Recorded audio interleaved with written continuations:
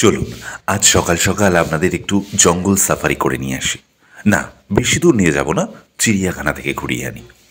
হ্যাঁ বন্ধুরা, চিড়িয়াখানা কেন নাম, কী জন্য নাম, এত বিস্তারিত না বলে বলি, চিড়িয়া মানে হচ্ছে পাখি, পাখির আলয়, সেটাকে বলা হচ্ছে চিড়িয়াখানা। অবশ্য শুধু পাখি কেন, এই তো দেখতে পাচ্ছেন হাতিমশাই, হাতিমশাই কিন্তু দিব্যি ঘোষ মেজাজে ঘুরে বেড়াচ্ছে।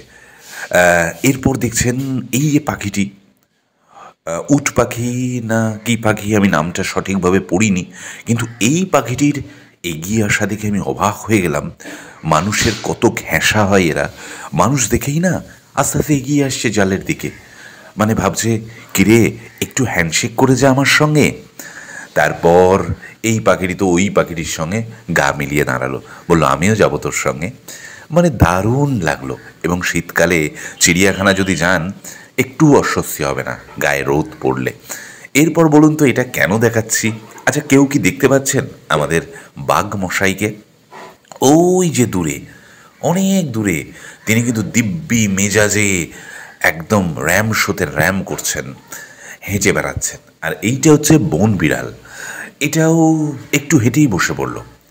আর জুতে গেলে কিন্তু, আর শীতকাল মানেই কিন্তু পিকনিক, ব্যাডমিন্টন, চিড়িয়াখানা ঘোরা, কমলা লেবু খাওয়া, সব একে অপরের সঙ্গে যুক্ত। এই খেলা, ব্যাডমিন্টন খেলা রোদে দাঁড়িয়ে এই যে কী ভালো লাগে। যদিও আমি বলতে পারতাম, কিন্তু একটু বড় হয়ে গেছি তো, ওই জন্য আর বলতে পারলাম না যে ব্যাডমিন্টনটা দাও।